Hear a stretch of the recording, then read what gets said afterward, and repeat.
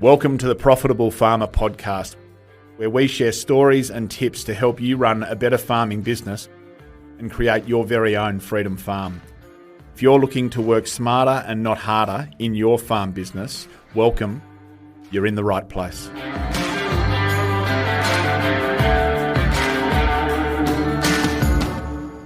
G'day everyone, welcome again to Profitable Farmer.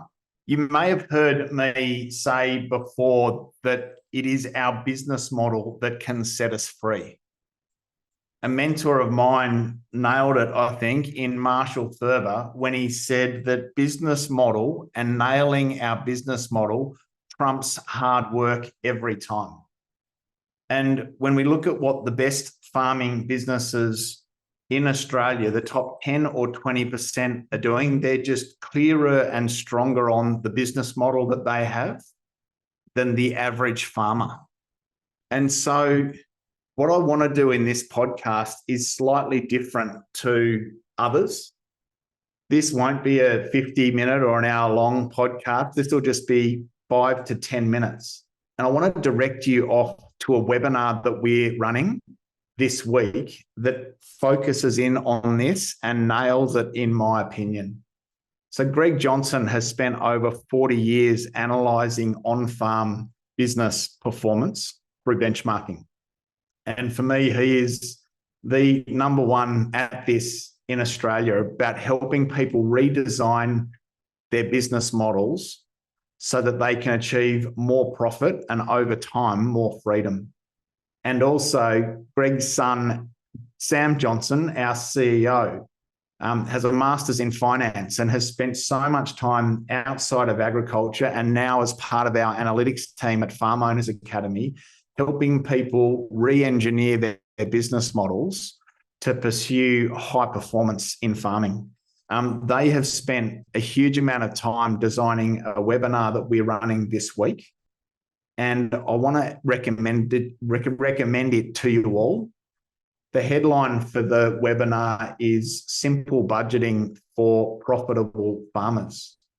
But for me, before we go about setting down a meaningful budget or cash flow projection, we've got to make sure that we're putting a budget or a cash flow projection around a really strong business model. You know, you wouldn't take a VW car to the racetrack and expect it to perform. It just doesn't have the capacity, it doesn't have the grunt, and it isn't the right vehicle for the task. And I think so many of us have business models that we take to the track and they don't perform. And given that, sometimes as business owners, there's only so much we can expect from the business models that we have. And at the same time, the fundamentals in our industry remain the same, but the dynamics of our industry change. And we see ourselves in an environment now where we've got inflation, increased interest rates, softening commodity prices. And I think what that means is that a business model that we had 3 or 5 or 15 years ago may well no longer be relevant. And so many of us might be taking business models that worked in history to the track today and be finding that they're just not delivering the cash flow and the profitability that we need to achieve our goals through farming. And so now I think more than ever, we've got to be interrogating and doing the critical thinking and the critical analysis around the business models, the enterprise mix, the farming systems that we're working with, and stress testing those with real diligence so that we're setting up our businesses to be risk aware and to give ourselves the opportunity to move ahead in the new industry climate with real strength, with real resilience, and with a really good chance of strong profitability. That same mentor of mine, Marshall Thurber, he talks about barbell theory. And if you think about a barbell, a big long bar where there's a weight on each end, at one end, we can be low margin, high volume. where we're turning out a commodity, but we've got to do it with scale and with volume if we're going to be low margin. At the other end of the extreme is high margin, low volume. And so the example that I use, and it's quite crude, is McDonald's on one end of the barbell. They've gone after a very low margin, high volume business model, and they've dominated in that.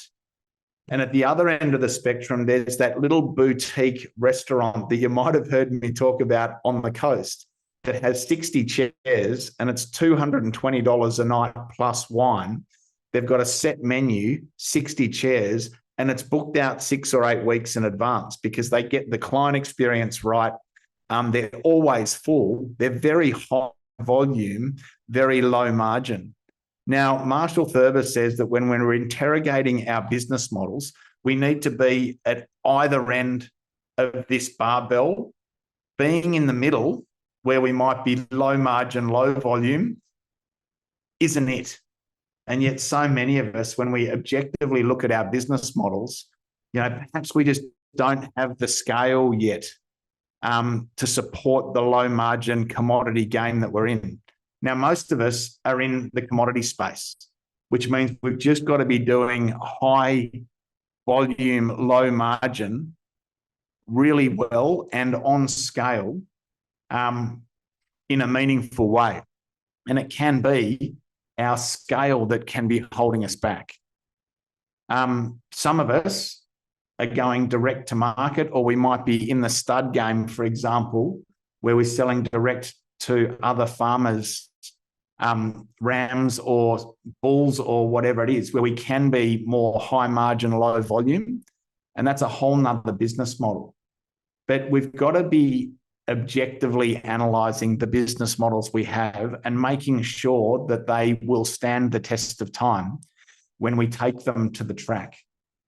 I guess the analogy that mentor, Marshall Thurber, shared with me, and I sticks with me, is that we can shine a sneaker as much as we like. It's never going to become a Julius Marlowe shoe. And so many of us might be trying to tweak and perfect a business model of yesterday to try and make it fit today. It just might not fit. We might need to throw it out and start again. And so the question that I've got for you today, that I think the webinar that I'm recommending to you seeks to answer, is that if you could start again today, forgetting about the enterprise mix that you have, what would be the simplest and most efficient and scalable farm business model that you would employ and crack on with? And is that different from the one that you actually have? The other thing that I reflect on here, and Greg Johnson nails this point really strongly, he says that we've got to be setting up our farm businesses that they can break even or better in a decile 2 year. And again, you may have heard us speak to that. Now, what that means is that our business model has the ability to break even 8 years in 10. And if it can do that, then it will stand the test of time and probably underpin real growth for you in years to come.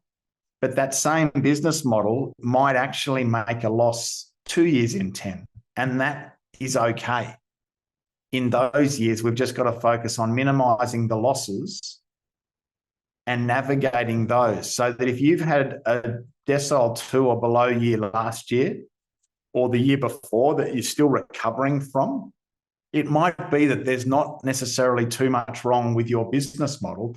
You're just dusting yourself off after a tough period.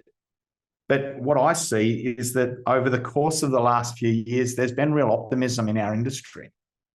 So we've had inflated commodity prices, low inflation, low interest rates. And I think some of us might have, as Keith Cunningham, another mentor of mine, says, is we might have pimped our ride.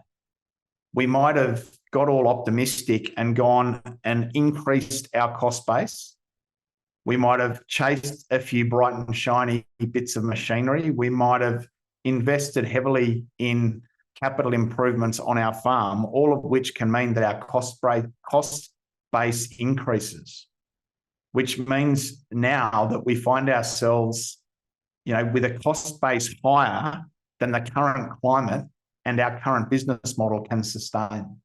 And so again, really important to be stress testing the business model that we arrive to the racetrack with and interrogating that with real diligence.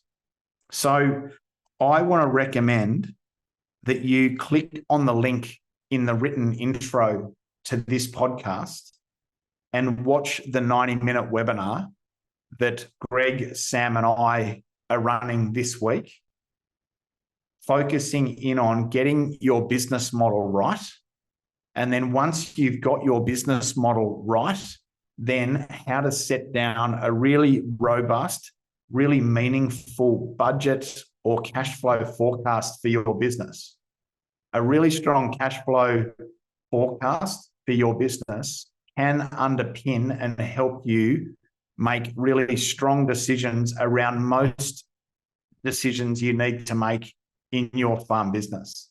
And so getting your business model right is key. And then having that skill of constructing really strong budgets or cash flow forecasts can support decision-making for you and help you move from feeling reactive in your business and perhaps having you feel like you're winging it around some key decisions to feeling really proactive in your business, in control, and really measured and accurate in the decisions you're making around how you move forward as a farm business owner.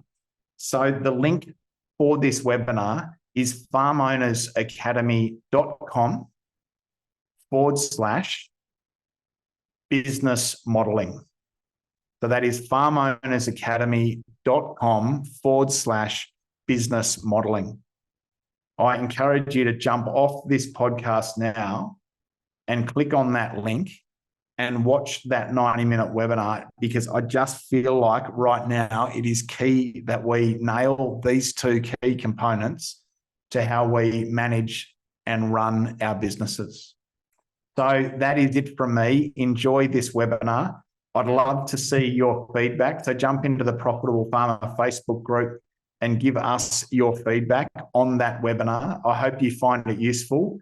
And thank you very much to Greg Johnson and Sam Johnson for the years of dedicated effort helping people re-engineer their business models, and for putting together such a meaningful and significant webinar for us this week. Take care, everyone. Well done, and speak soon. Bye for now.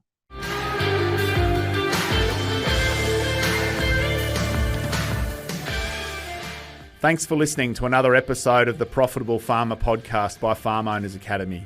If you're new to this show, be sure to follow us. If you've been a long-time listener, let your friends know about us, or come continue the conversation in the Profitable Farmer Facebook group. All the best as you grow your business and create your freedom farm. Until next time, keep being incredible.